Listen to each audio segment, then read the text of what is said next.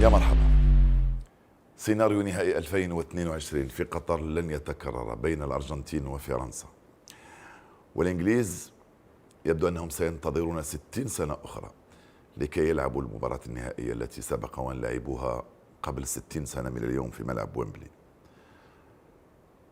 نصف النهائي الأول بين فرنسا وإسبانيا لعبت فيه فرنسا أسوأ مباراة لها في هذا المونديال، وكان فيه المنتخب الإسباني أفضل بكثير من كل الجوانب الفردية والجماعية البدنية الفنية التكتيكية الحيوية إن صح الوصف.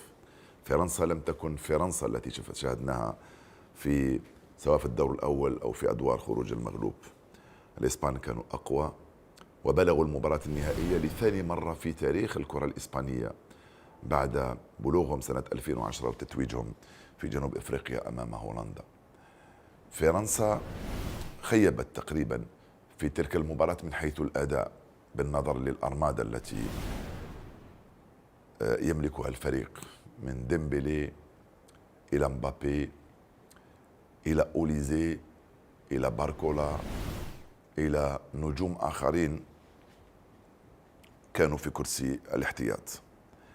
لا غبار على فوز إسبانيا وتأهلوا للمباراة النهائية ليلتقي منتخب الأرجنتين وليس إنجلترا في مباراة كان شوطها الثاني من أجمل أشواط هذا المونديال وحده، ومن أجمل أشواط الأرجنتين في هذا المونديال، ومن أسوأ أشواط إنجلترا في هذا المونديال بأخطاء تقريبا فنية وتكتيكية ارتكبها المدرب توماس توخيل. أي نعم، لم يسبق لي أي مدرب أجنبي وأن فاز بكأس العالم مع منتخب آخر، ولكن المدرب توخيل ارتكب أخطاء فادحة في هذه المباراة. الأرجنتين لم تتأهل صراحة بسبب أخطاء توخيل، ولكن تأهلت بسبب ميسي.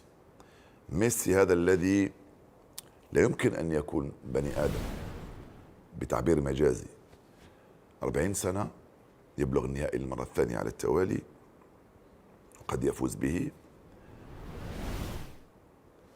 إذا لم يسجل يمرر وإذا لم يمرر يسجل.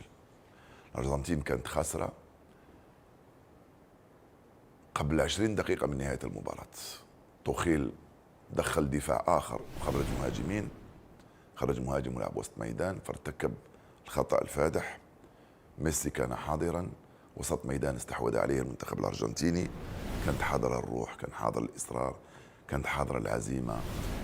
بلوغ النهائي كأس العالم والتتويج بكأس العالم أعتقد بأنه ثقافة لا تملكها المنتخبات الصغيرة بين قوسين، والدليل أنه كأس العالم لحد الآن بعد 23 نسخة فاز بها 8 منتخبات فقط، لم تفز بها كل المنتخبات. وبالتالي الثقافة اللي عندهم الأرجنتينيين اللي وصلوا النهائي السابع فازوا ب3 وخسروا 3، عندهم ثقافة بلوغ النهائي.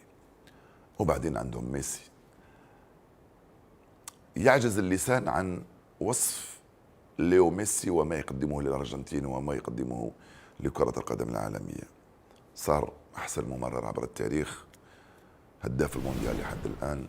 المنافسة على الكرة الذهبية ستكون بينه وبين لامين يامال، يرجع ميسي ينافس على الكرة الذهبية كأفضل لاعب في العالم، ينافس على لقب الهداف بعد أن أخرج المنافسين كلهم من مبابي إلى هاري كين إلى إيرلينغ هالاند.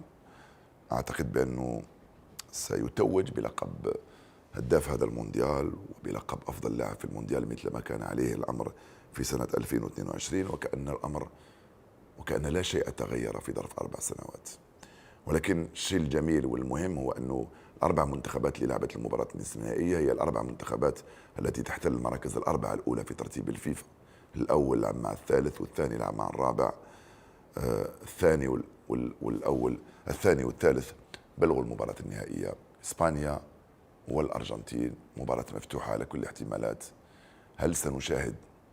إذا شاهدنا أرجنتين الشوط الثاني أمام إسبانيا، إسبانيا لن توقف الأرجنتين، ولكن صعب تكرار الشوط الثاني اللي لعبوا الأرجنتين أمام منتخب إنجلترا. وإسبانيا يبقى أفضل خط دفاع، تلقى هدف واحد في هذا المونديال، ولكن النهائي يبقى مفتوح على كل شيء. إن شاء الله المتعة تكون مضمونة. سلام.